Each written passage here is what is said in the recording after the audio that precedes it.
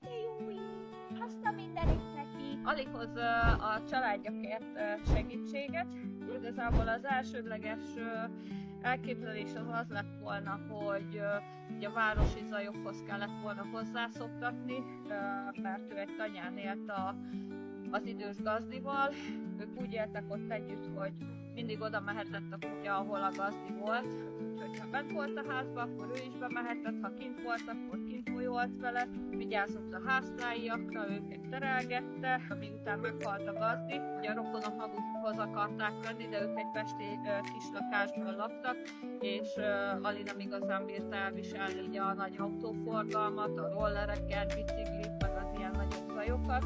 Ahhoz kezdtük el hozzászoktatni. Egy fél évet beszéltünk meg, hogy addig legyen rehabilitáció alatt, és hát a végén oda jutottunk, hogy mégiscsak lemondtak róla, hogy keressünk neki inkább gazdit, mert hogy nem akarják azzal büntetni, hogy egy pesti kis lakást bezárják, ami nem jó neki.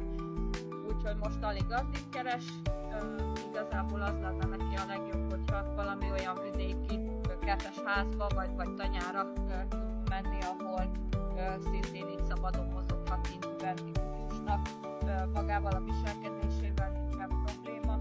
Hát a kozmetikust azt nehezen viseli, illetve az orvosi vizsgálatokat, de szájtos alatt lehet rátenni, úgyhogy azzal kezelhető.